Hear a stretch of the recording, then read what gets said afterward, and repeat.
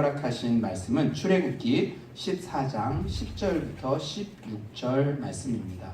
출애굽기 14장 10절부터 16절 말씀입니다.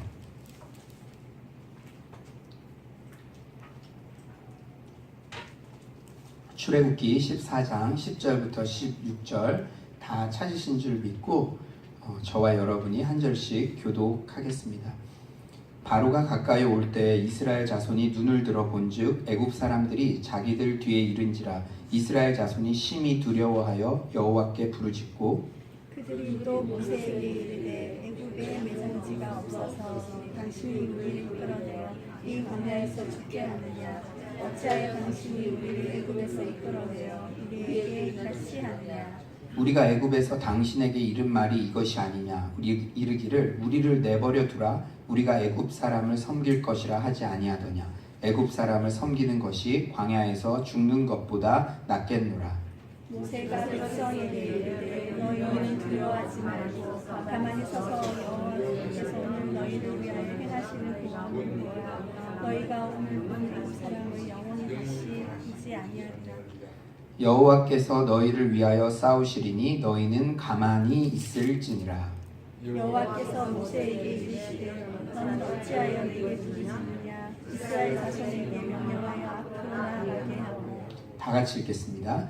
지팡이를 들고 손을 바다 위로 내밀어 그것이 갈라지게 하라. 이스라엘 자손이 바다 가운데서 마른 땅으로 행하리라. 아멘. 이 시간 좌우에 이렇게 인사했으면 좋겠어요. 성도님은 우리 교회의 보배입니다. 이렇게 인사해볼까요? 성도님은 우리 교회의 보배입니다. 얼굴만 봐도 은혜가 됩니다. 인사해봅시다. 얼굴만 봐도 은혜가 됩니다. 아멘.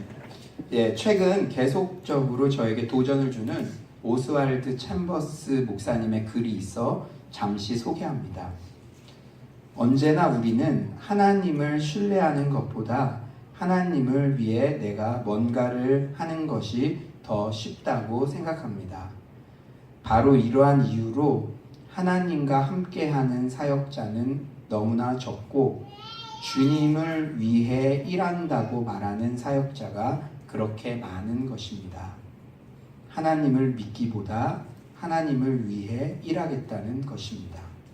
정말로 당신은 우리가 할 수 없는 일을 하나님이 하실 수 있다고 믿으십니까? 이 글을 묵상하다 보니까 중국 선교를 위해 은행에 사직서를 냈던 날이 생각나더라고요.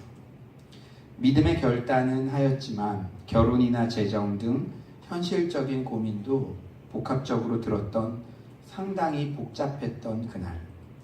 여러분들은 남의 얘기라고 이렇게 새초롬하게 앉아 계신데 여러분이 지금 다니는 직장을 그것도 타의에 의한 게 아니라 자의에 의해서 사직서를 낸 날이라고 한번 생각해 보세요. 아무리 믿음의 결단을 했지만 참 그날 복합적인 마음과 생각들이 들었습니다.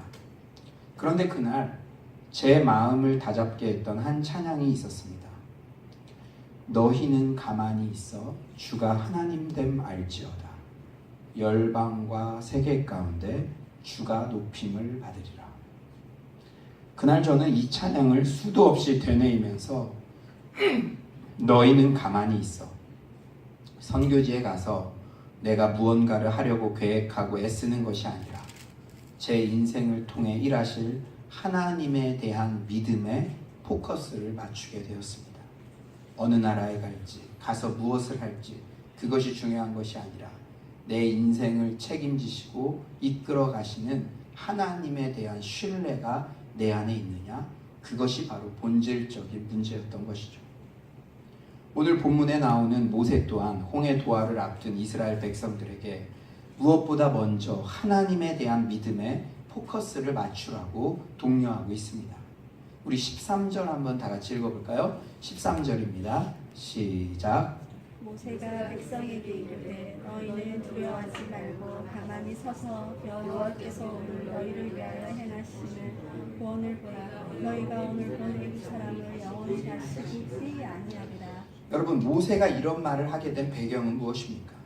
지금 바로가 자신이 동원할 수 있는 최고의 군사력으로 이스라엘 백성들을 추격하고 있어요. 홍해가 앞을 가로막고 뒤에서는 바로의 최정예 군대가 추격해 오는 이 사면초가의 상황 속에서 이스라엘 백성들은 공황 상태에 빠지게 된 것이죠. 여러분들이 이스라엘 백성이라고 생각해 보세요. 뒤에 군사들이 자기들을 죽이겠다고 달려옵니다. 그런데 앞에는 그 깊은 홍해 바다가 펼쳐져 있는 것이죠. 당연히 어쩌면 불안해하고 공황 상태에 빠지는 것이죠. 10절에서 11절 이렇게 말씀하시죠. 바로가 가까이 올 때 이스라엘 자손이 눈을 들어 본즉 애국 사람들이 자기들 뒤에 이른지라 이스라엘 자손이 심히 두려워하여 여호와께 부르짖고 그들이 또 모세에게 이르되 애굽에 매장지가 없어서 당신이 우리를 이끌어내어 이 광야에서 죽게 하느냐 어찌하여 당신이 우리를 애굽에서 이끌어내어 우리에게 이같이 하느냐. 이들의 반응은 두 가지예요. 먼저 심히 두려워하여 여호와께 부르짖습니다. 그리고 이들은 모세에게 한탄을 해요. 사랑하는 여러분, 공포에 사로잡힌 사람들은 비난할 대상을 찾게 마련입니다. 우리가 엘리베이터 같은 데 갑자기 갇혔을 때 이 엘리베이터 누가 만들었어? 경비는 제대로 하고 있는 거야? 이렇게 공포가 오면요, 비난할 대상을 찾아요. 자기들 속에 들끓고 있는 분노와 공포를 타인에게 전가하려고 하는 것은 약자들의 오래된 버릇입니다. 그런데 한 가지 흥미로운 점은 이 불신의 한탄이 나중에 광야에서 생활할 때 이들이 반복적으로 내뱉은 한탄과 거의 유사하다는 거예요. 출애굽기 16장 3절이죠. 이스라엘 자손이 그들에게 이르되 우리가 애굽 땅에서 고기 가마 곁에 앉아 있던 때와 떡을 배불리 먹던 때에 여호와의 손에 죽었더라면 좋았을 것을 너희가 이 광야로 우리를 인도해내어 이 온 회중이 줄여 죽게 하는도다. 민수기 14장 2에서 3절도 비슷한 패턴으로 반응합니다. 이스라엘 자손이 다 모세와 아론을 원망하며 온 회중이 그들에게 이르되 우리가 애굽 땅에서 죽었거나 이 광야에서 죽었으면 좋았을 것을 어찌하여 여호와가 우리를 그 땅으로 인도하여 칼에 쓰러지게 하려 하는가. 우리 처자가 사로잡히리니 애굽으로 돌아가는 것이 낫지 아니하랴. 여러분, 흥미롭지 않습니까? 홍해를 건너기 전 이렇게 한탄했다는 것 어느 정도는 이해가 돼요. 그러나 그 홍해의 기적을 경험하고 나서도 또 돌아가는 게 낫지 아니하냐. 이런 면을 우리가 볼 때 그런 면에서 이 한탄과 불평은 어떤 사건에 대한 타당한 반응이라기보다는 지독한 습관에 가깝습니다. 홍해의 그 대단한 기적을 경험하였으면서도 조금 힘들면 다시 돌아가겠다고 하고 지도자인 모세를 향해 불평하죠. 정말 개버릇 남 못 주는 것 같아요. 이렇게 노예 근성의 독소가 빠지기가 정말 힘듭니다. 여러분들께도 제가 정말 간곡히 부탁드리는데 우리가 부부 사이에도 어떤 말을 할 때 극단적인 말까지 가서는 안 돼요. 뭐 너랑 만난 게 잘못됐다는 이런 얘기는 절대 해서는 안 됩니다. 처음으로 돌리는 말을 해서는 절대 안 되는데 우리가 신앙생활 할 때도 다른 말 다 하더라도 예수 안 믿을 때가 더 좋았네 생각으로도 그런 생각하면 안 됩니다. 여러분, 노예 근성, 하나님 입장에서는 애굽에서 탈출시키셨어요. 노예에서 해방을 주셨어요. 우리 영적인 의미로는 사단의 종노릇에서 해방해서 하나님의 자녀가 되게 해주셨어요. 그런데도 다시 죽겠다고요? 다시 사탄의 종이 되겠다고요? 이거는 해서는 안 될 말을 지도자와 하나님께 하는 것입니다. 노예 근성의 독소 빠지기 힘들어요. 마치 더러운 걸레를 빨아도 구정물이 계속 나오는 것처럼 틈만 나면 불평합니다. 행동은 습관을 만들고 습관은 운명을 만든다는 말이 있죠. 레스티 기블린이 지은 말하는 습관이 운명을 만든다는 책도 있습니다. 이렇게 불평의 말을 쏟아내었던 출애굽 1세대는 여호수아와 갈렙을 제외하고는 그 불평대로 모두 광야에서 죽고 맙니다. 중요한 것은 말한 대로 그 불평대로 말대로 된 거예요. 부끄러운 고백이지만 저는 한동안 죽겠다라는 말을 습관적으로 한 적이 있었어요. 배고파 죽겠다, 재밌어 죽겠다, 좋아서 죽겠다. 그런데 하루는 무의식적으로 죽겠다라는 말을 하는데 주님이 진짜 죽여줄까? 라고 말하시는 것처럼 등골이 오싹했던 경험이 있습니다. 그날 이후로 말의 습관을 고쳤어요. 무의식적으로 죽겠다라는 말이 나올 때마다 이제는 살겠네 라고 애교 섞여 말합니다. 아유, 바빠서 살겠네, 피곤해 살겠네, 보고 싶어 살겠네, 이렇게 말하다 보면 어느새 이 프레시한 기운이 솟아나는 것 같습니다. 우리가 습관적으로 영적 리더십과 공동체 하는 불평, 그 모든 것을 하나님은 들으시고 하나님께 하는 불평으로 간주하십니다. 여러분 오해하지 마세요. 제가 말대로 됩니다, 말대로 그 인생은 됩니다, 이거는 뭐 조엘 오스틴류의 이기는 나 이런 것처럼 우리 인생이 뭐 말하는 대로 생각하는 대로 내 주도적으로 된다, 그런 차원의 말이 아니에요. 말대로 된다는 거, 우리가 긍정적인 말을 해야 된다는 것은 그 말을 듣는 대상이 하나님이시기 때문인 거죠. 우리가 습관적으로 하는 말 속에도 믿음의 선포가 있는 것이고요, 그것을 들으시는 하나님께서 원망과 불평하는 것을 상황에 대한 원망 불평, 사람에 대한 원망 불평이 아니라 자신을 이끌어 가시는 하나님의 섭리에 대한 불평으로 간주한다는 것을 이스라엘 백성들의 이 광야 생활을 통해서 우리에게 톡톡히 교훈하고 계세요. 여러분, 제가 그 증거를 알려드릴게요. 이스라엘 백성들이 모세에 대해서 분명히 원망하는데 하나님께서는 민수기 14장 27, 28절에서 이렇게 말씀하세요. 하나님의 말씀입니다. 나를 원망하는, 지금 모세와 아론을 원망하고 있는데 하나님이 누구를 원망한다고요? 하나님 나를, 이 악한 회중에게 내가 어느 때까지 참으랴? 이스라엘 자손이 나를 향하여 원망하는 바 그 원망하는 말을 내가 들었노라. 그들에게 이르기를 여호와의 말씀에 내 삶을 두고 맹세하노라. 내 삶? 여호와가, 하나님이 맹세한대요. 더 큰 분이 없으니까 내 삶을, 하나님 본인의 삶을 두고 맹세한다. 이건 반드시 실행하겠다는 거죠. 그 말이 뭡니까? 너희 말이 내 귀에 들린 대로 내가 너희에게 행하리니. 와, 저는 그때 진짜 죽여줄까? 이게 그냥 제가 그냥 느낀 그런 건 줄 알았는데 성경적이더라고요. 그 원망하는 말 내가 들었는데 너희 말이 내 귀에 들린 대로 내가 너희에게 행하겠다. 사랑하는 여러분, 사도행전 2장 오순절 마가의 다락방 성령 충만 공동체에도 가장 먼저 언어의 변화가 있었습니다. 이것은 단지 카리스마틱한 방언의 은사를 받았다는 것과 더 넓은 차원의 의미를 포함하는 거예요. 다른 언어들로 말하기를 시작하니라. 우리의 언어 습관이 불평의 언어에서 감사의 언어로, 부정의 언어에서 긍정의 언어로, 남을 무시하는 언어에서 세워주는 언어로 변화되기를 소망합니다. 인생은 말대로 되게 되어 있습니다.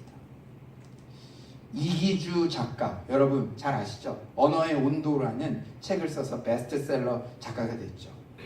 그 이기주 작가의 신작 한때 소중했던 것들이라는 책이 나와서 제가 구입을 해서 쭉 읽어봤는데요. 그 책에 실린 욕나무라는 글입니다. 욕나무. 제목이 욕나무예요. 아프리카의 어느 부족은 가장 튼실하게 자란 나무를 골라 해마다 욕나무로 정한다. 마을 입구에는 욕에 관한 규율이 걸려있다. 사람 앞에선 절대 욕을 해선 안 된다. 정하고 싶으면 욕나무에 대고 해야 한다. 욕나무 앞은 욕을 토해내는 사람들로 늘 북적인다. 욕나무의 수명은 다른 나무에 비해 턱없이 짧다. 멀쩡한 나무도 욕나무로 지정되면 비쩍 마른다. 껍질이 벗겨지고 속살이 드러난다. 지그시 눈을 감고 사람들의 욕을 받아낸 나무는 1년도 채 되지 않아 고사한다. 그래서 마을 사람들은 해마다 욕나무를 새로 정한다. 저는 이 글을 읽으며 만약 입장을 바꿔 1년 동안 욕만 해야 하는 사람을 지정한다면 그 사람도 단명할 것이라는 생각이 들었습니다. 인생은 말한 대로 됩니다. 내가 부정적 말을 할 때 그 말은 말하는 나에게나 대상에게나 악영향을 미치는 거예요. 여러분 자녀들을 위해서도 여러분이 할 수 있는 최고의 축복의 생각과 말을 하십시오. 지금 상황을 보지 않고 미래의 통일 세대의 주역이 될 그것을 생각하면서 축복의 말 선포할 때 그 말대로 자녀의 인생을 이루실 줄 믿습니다. 이렇게 부정적 원망을 쏟아놓는 이스라엘 백성들에게 모세는 4개의 명령으로 대응해요. 우리 13에서 14절 우리 한번 다 같이 한번 읽어볼까요? 13에서 14절입니다. 시작. 모세가 백성에게 이르되 너희는 두려워하지 말고 가만히 서서 여호와께서 오늘 너희를 위하여 행하시는 구원을 보라. 너희가 오늘 보는 사람들이 다시 보지 아니하리라. 여호와께서 너희를 위하여 싸우시니 너희는 가만히 있을지니라. 두려워하지 말라. 가만히 서라. 보라. 우선 3개의 명령을 한꺼번에 쏟아낸 후에 종합적으로 정리하여 가만히 있으라 이렇게 명령합니다. 어떤 주석학자는 첫 3개의 명령이 사람의 정신을 구성하는 지정의와 관련되어 있는 것으로 해석합니다. 두려워 말라는 명령은 감정과 연관된 것이죠. 패닉 상태에 빠져 있는 백성들에게 감정을 추스릴 것을 요구합니다. 그러니까 우리도 어떤 불안한 상황, 공포의 상황이 닥쳤을 때 이것은 하나의 가이드가 될 수 있는 것이죠. 우선 두려워 말라. 감정적으로 잘 추스려라. 가만히 서라는 명령은 의지와 관련됩니다. 백성들이 의지를 가지고 그 상황에서 당당하고 의연한 태도를 취할 것을 요구하는 것이죠. 물에 빠져들거나 뒤로 투항하거나 그러지 말고 의지를 가지고 가만히 서 있어라. 보라는 명령은 현재 닥친 이 상황이 과연 어떤 것인지 또 미래에 어떻게 될 것인지를 지식적으로 파악하라는 요구예요. 여러분 우리가 뭐 어디 잡혀가도 이 정신만 마음만 잘 차리면 호랑이 굴에 잡혀가도 산다 그런 말 있듯이 이 보라 이게 지금 하나님이 함께 하시는 싸움인지 이게 어떻게 될 것인지 미래에 어떻게 될지 좀 생각해 보라는 거예요. 지식적으로 살펴보라는 것이죠. 그러면서 이스라엘이 보게 될 것은 오늘 너희를 위하여 행하시는 구원이라는 것이죠. 그러니까 우리가 인생을 살면서도 막 막히는 것 같고 너무 불안하고 저는 좀 부끄러운 얘기지만 우리 서울로 교회를 이끌어 가야 되잖아요. 그러면 순간순간 그럴 때마다 잘 생각합니다. 지금까지 베풀어 주신 은혜 딱 기록을 해요. 그러면 딱 그래 지금까지도 인도해 주셨고 우리 서울로 공동체의 담임 목사는 하나님이시고 하나님이 책임지신다. 딱 지식적으로 제가 파악을 하는 것이죠. 그러면 걱정했던 것들이 그냥 눈 녹듯 사라진다는 것이죠. 이렇게 모세는 이스라엘이 이러한 갑작스러운 상황 속에서도 두려워함이 없이 처신해야 할 근거들을 지정의에 의거해서 제시한 후에 4번째 명령이자 마지막 명령을 통해 종합적으로 뭐라고요? 가만히 있으라 이렇게 명령해요. 한마디로 주변 상황에 휘둘리지 말고 너희를 위해 싸우시는 하나님에 대한 믿음을 가지라는 요구입니다. 사랑하는 여러분, 제가 서두에도 말씀드렸지만 가만히 있으라는 것은 하나님에 대한 믿음을 고정하라는 거예요. 신뢰는 믿고 맡기는 것입니다. 사실 최정예 애국 군대가 뒤쫓아오는 상황에서 이스라엘 백성들은 할 수 있는 행동이 없었어요. 하지만 하나님을 신뢰하는 것, 그것이 이스라엘 백성이 승리를 위해 할 수 있는 유일한 것이자 해야 하는 전부였습니다. 사랑하는 여러분, 여러분들이 고난을 바라보는 시각, 지금 상황을 바라보는 시각도 좀 변했으면 좋겠어요. 이스라엘 백성은 가만히 서 있는 것 외에 할 게 없었어요. 그런데 제가 이 말씀을 묵상하던 중에 그것이 축복이라는 깨달음을 주셨습니다. 제가요, 이 서울로 공동체에 오니까 부산에서 사역할 때는 전혀 기도하지 않았던 부분들에 대해서도 기도하게 되더라고요.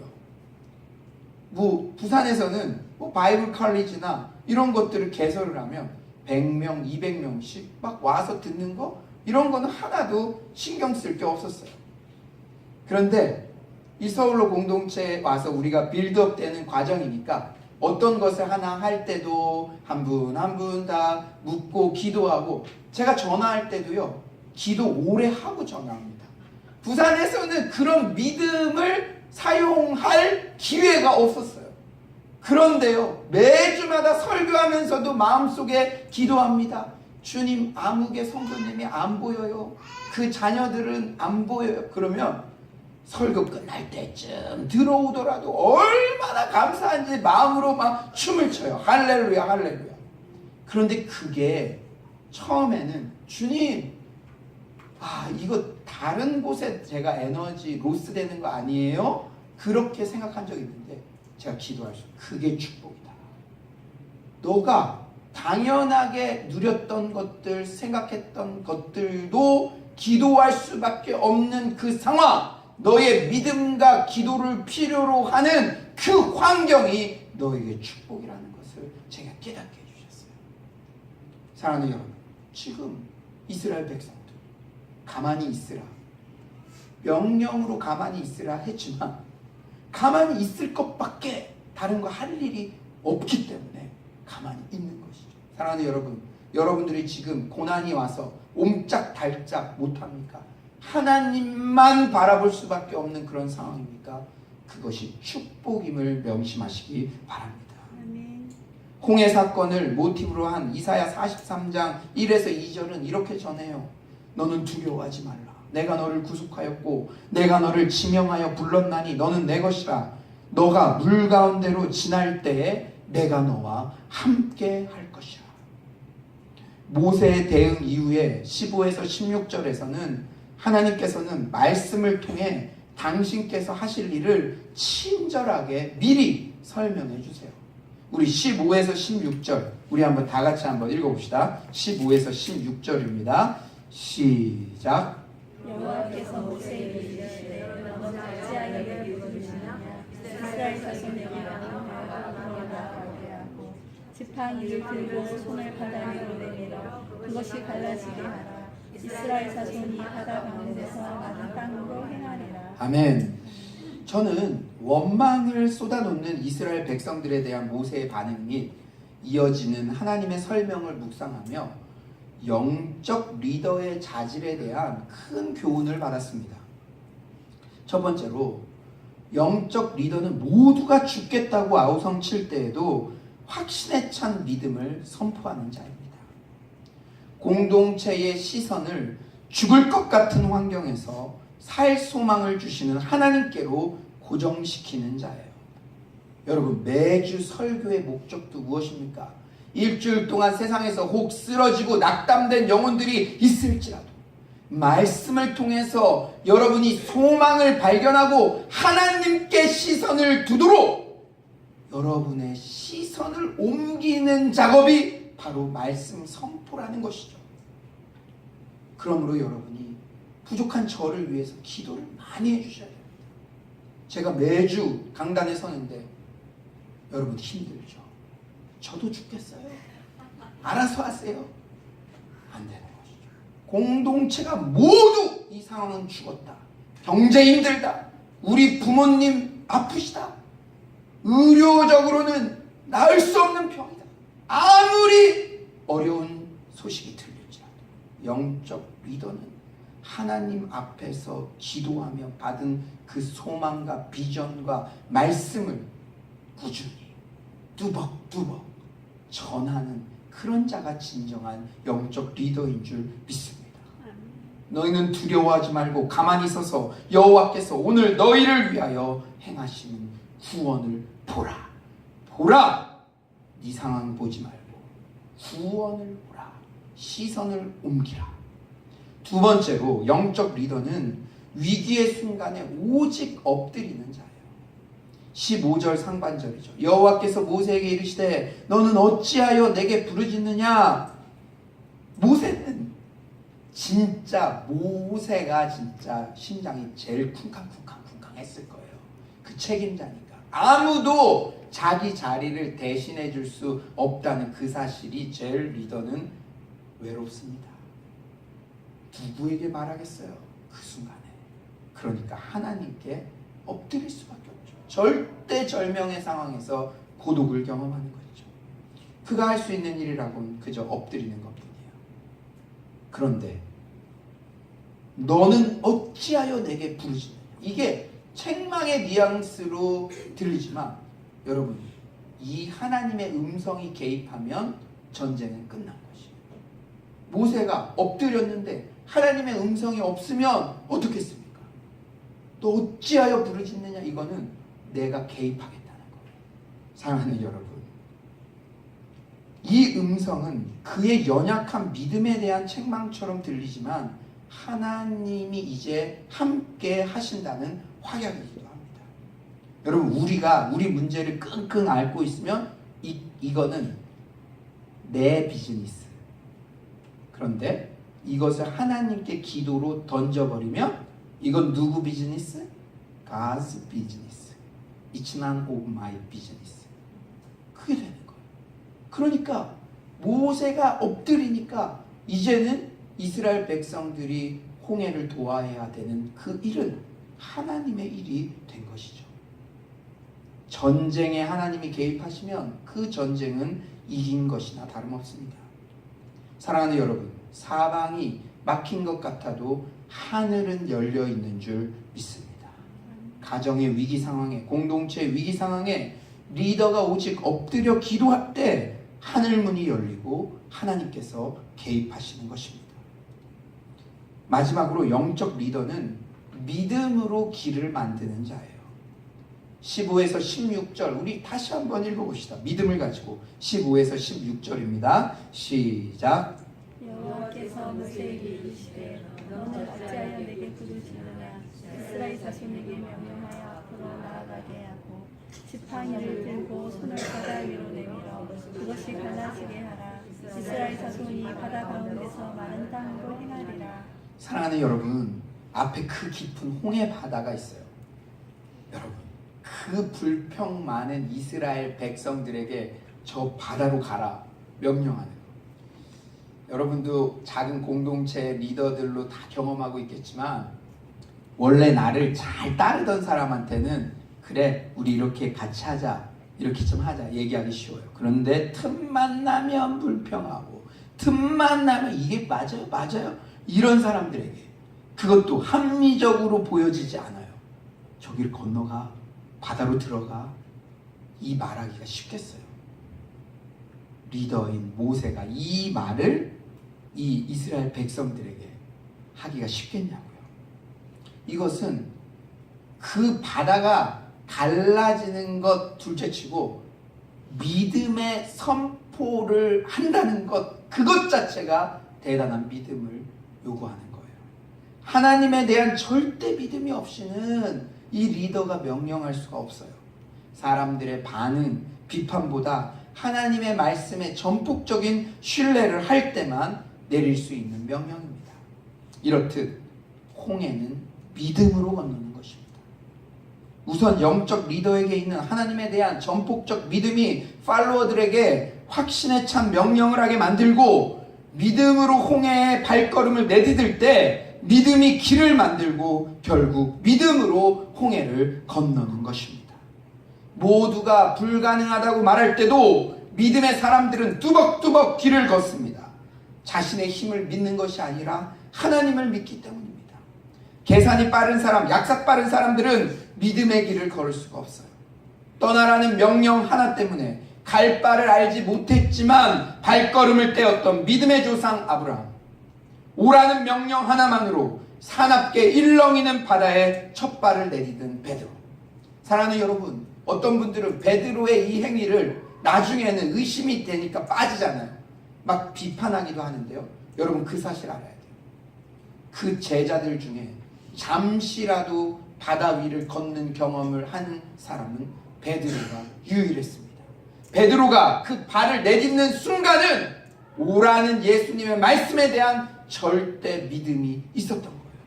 여러분, 하나님께서는요, 우리가 결과까지 뭔가 큰 열매를 맺으면 좋지만 이 베드로의 믿음의 한 걸음, 그것을 요구하십니다. 그 사람들로 인하여 믿음의 역사들이 진행되는 거예요. 사랑하는 여러분, 저는 여러분들이 우리 서울로 공동체 진짜 묵상할 때마다 동서남북에서 이유를 알 수 없는 분들이 다 온 거예요. 그러나 저 공동체에 가서 뭐 어떻게 될 거다, 좋을 거다, 그런 거 알고 왔습니까? 저도 아무것도 모르고 왔는데, 저는 이런 공간이 있는지도 모르고 그냥 왔어요. 여러분들도 발걸음을 내딛으니까 그런 믿음의 발걸음으로 이곳에 오셔서 하나님께서 여러분들의 믿음을 귀하게 여기시고 이 시대에 믿음의 영웅들로 사용하고 있는 줄 믿습니다. 아멘. 사랑하는 여러분, 이 모든 믿음의 영웅들은 세상에서는 미련하다 할지라도, 재리에는 밟지 못하더라도 그저 우직하게 하나님의 말씀이라면 순종했던 믿음의 선배들입니다. 아이가 손을 잡는 순간 어머니는 리더가 돼요.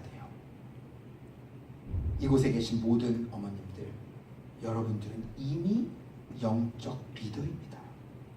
크리스천이 된 순간 우리 모두는 왕같은 제사장이며 영적 리더가 됩니다. 영적 리더가 믿음으로 선포할 때 믿음이 길을 만들고 믿음이 홍해를 건너게 합니다. 믿음이 홍해를 마른 땅이 되게 하는 하나님의 기적을 가지고 옵니다. 자유주의 신학자들은 하나님의 초자연적 기적을 믿지 못하고 이스라엘 백성들이 물이 빠진 질퍽한 개펄이나 물이 찰랑거리는 곳을 지나간 것이라는 궤변을 늘어놓아요. 왜냐하면 홍해 바다가 갈라져서 갔다는 것을 이성적으로 이해할 수가 없으니까 그때 그냥 물이 찰랑찰랑 했다는 거예요. 그런데 사랑하는 여러분, 이스라엘 백성들이 물이 찰랑거리는 곳을 지났다고 한번 가정해봐요. 중요한 것은 이스라엘 백성들은 다 살았고 애국 군대들은 다 물에 빠져 죽었다는 것입니다. 홍해에서 출토된 애국 군대의 바퀴 등이 고고학적으로도 이 사실을 입증해요. 그 자유주의자들이 그렇게 좋아하는 과학, 고고학적으로도 이 애국 군대들이 빠졌다는 걸 입증한다니까요. 사랑하는 여러분, 자유주의 신학자들의 말대로라면 그 찰랑거리는 물에 애국 군대들이 빠져 죽었다는 것인데, 그것이야말로 하나님의 더 큰 기적을 필요로 합니다. 홍해 사건의 중심 주제는 이런 기적 자체가 아니라 아이러니에 있습니다. 당시 최고의 군사력을 자랑하는 애국 군대, 그에 비해 오합지졸 보잘것없는 이스라엘 백성들. 그러나 이스라엘 백성들은 모두 다 살았고 최정의 애국 군대는 모두 다 죽었습니다. 믿음이란 이런 아이러니, 반전의 역사, 기적을 만드는 것입니다. 여러분, 오늘 이 홍해의 기적의 말씀을 듣고 내 삶에 막 홍해가 갈라지고 그런 초자연적인 역사, 물론 그런 역사들도 이루시죠. 그러나 이 홍해 본문의 중심 주제는 아이러니라는 거예요. 아이러니. 무엇이냐? 세상 사람들은 다 술 먹고 영업하고 그렇게 선택하고 사장 눈치 보며 살았는데 나는 믿음 지키고 성실히 남보다 더 열심히 하고, 그런데 하나님께서 나중에는 더 높여주시는 것이죠. 아이러니. 좋은 환경, 좋은 그런 입지 조건, 사례, 이런 것들 쫓아서 갔는데, 그리고 그 다른 선택을, 좁은 길을 했는데 믿음으로 나아갈 때 하나님께서 반전의 은혜, 이런 아이러니를 우리 인생 가운데도 행하신다는 것을 오늘 홍해 본문은 우리에게 말씀하고 있다는 것입니다. 사랑하는 여러분, 우리 서울로 공동체의 예배 자체가, 매주 드려지는 예배 자체가 이 반전의 은혜의 증거인 줄 믿습니다.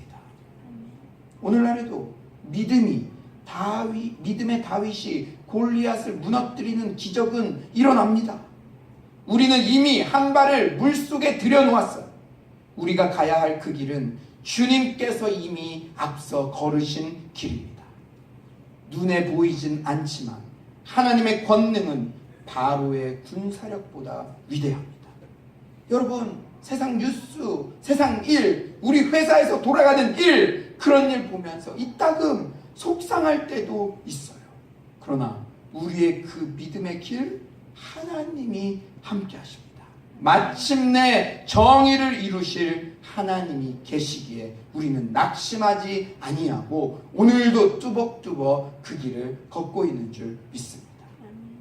제가 오늘 예배 드리기 전에 간증할 게 하나 하나님께서 주셨어요. 잠시 제가 그것을 나누기를 원합니다.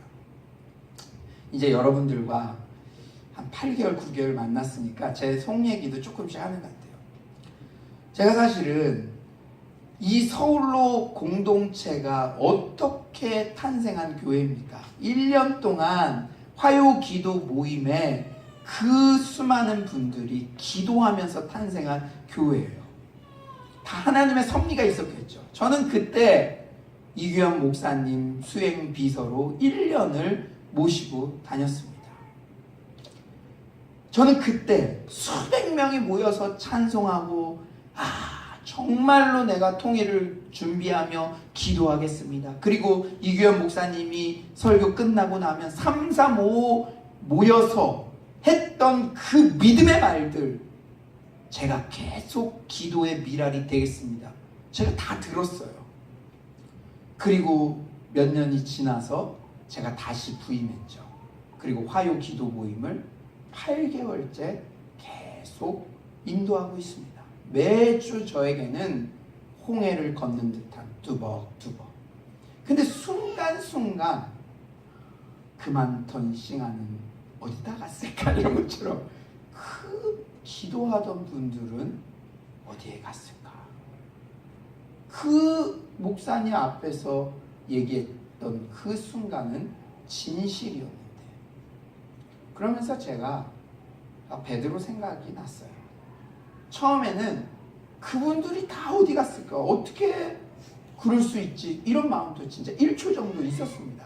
근데 하나님이 제 마음을 정리시켜 주시더라고요.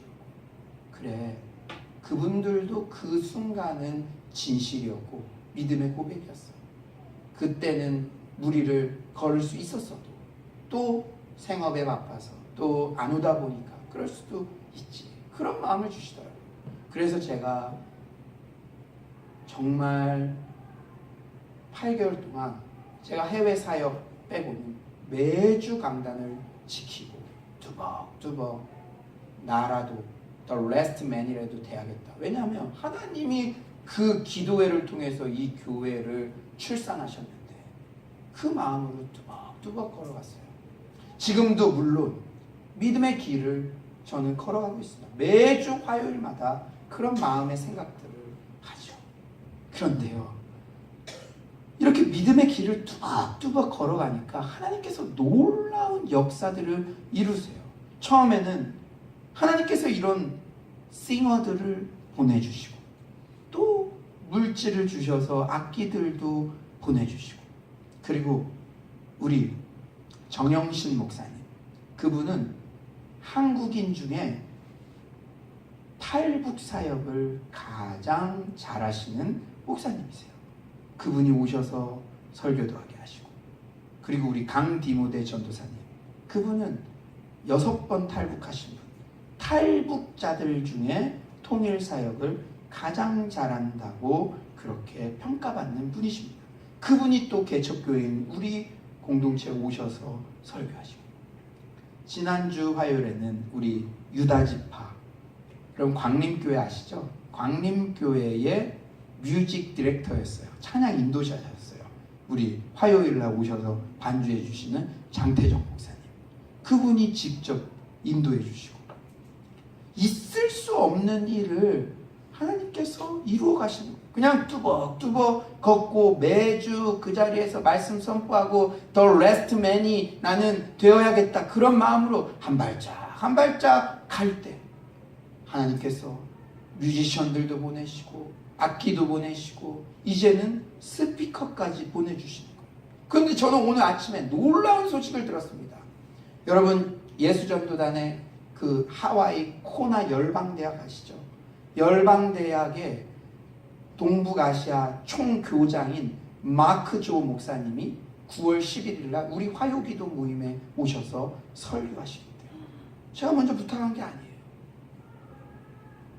마크 조 목사님, 우리가 오산리 40일 기도 그때 드렸지만 이분은 시민권자예요. 미국 시민권자라서 북한에 3년 전에 단기 선교를 갔는데 북한 현장에서 대한민국의 회개의 운동, 기도의 운동, 제2의 부흥을 일으킬 것이다 라는 그 말씀을 듣고, 여러분 말이 40일이지 40일 동안 24시간 계속 기도한 거예요.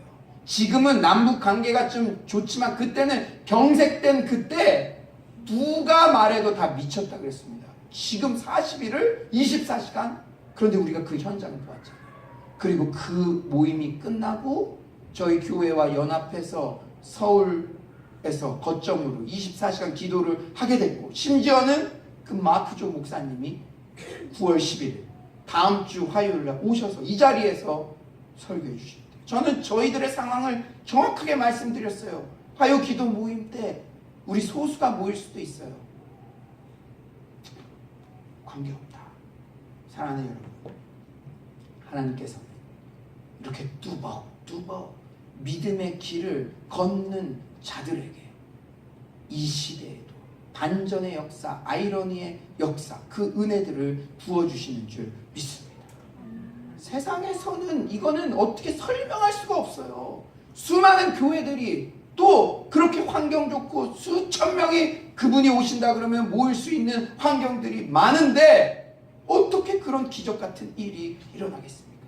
그 일은 여러분이 그동안 화요일마다 기도했던 것, 계속적으로 믿음을 가지고 뚜벅뚜벅 그 길을 걸어간 그 믿음에서 이런 반전의 역사, 홍해가 갈라지는 역사가 이루어지는 줄 믿습니다. 이제 말씀을 정리하겠습니다. 이번 여름 중국에 가서 참 재밌는 일이 있었어요. 글쎄 서울로 교회의 히트어가 중국까지 수출되었어요. 중국 친구들이 한국말로 잘 될 일만 남았습니다 그렇게 인사하더라고요. 제가 갔더니 잘 될 일만 남았습니다. 중국 애들이 그렇게 인사하더라고요. 큰아들 영준이가 직접 만든 제 생일 카드 앞면에도 서울로 교회 잘 될 일만 남았습니다 이렇게 큼지막하게 썼더라고요. 사랑하는 여러분, 영적 리더는 모두가 죽겠다고 아우성칠 때에도 확신에 찬 믿음을 선포하는 자입니다. 공동체의 시선을 하나님께 대한 믿음으로 고정시키는 자입니다. 끝까지 긍정의 말, 믿음의 말을 선포하는 자입니다. 영적 리더는 위기의 순간에 오직 엎드리는 자입니다. 영적 리더는 믿음으로 길을 만드는 자입니다. 여호와께서 너희를 위하여 싸우시리니 너희는 가만히 있을지니라. 이 명령은 모세가 이스라엘 백성에게만 하는 명령이 아니라 우리의 군대 대장 되신 주님께서 지금 우리에게 하시는 말씀인 줄 믿습니다. 사랑하는 여러분, 홍해 본문에서 너무나 큰 은혜가 되는 것은 주님께서 말씀만 하시면 그대로 이루어진다는 거예요. 오늘 본문 15에서 16절은 하나님의 친절하게 말씀하신 거예요. 아직 이루어지기 전에 말씀을 모세에게 설명해 주신 것입니다. 그런데 21절 이후에 이 말씀은 곧 성취되었어요. 믿음은 바라는 것들의 실상이요. 사랑하는 여러분, 여러분들이 올해를 시작하기 전에 하나님께로부터 받은 말씀이 있으시죠? 매주 예배 드릴 때마다 감동을 주시는 말씀이 있죠. 하나님 말씀에 대한 절대적 신뢰로 일상에서 이런 홍해의 기적, 반전의 역사, 아이러니의 은혜를 누리시는 서울로의 모든 성도님들 되시기를 간절히 축원합니다.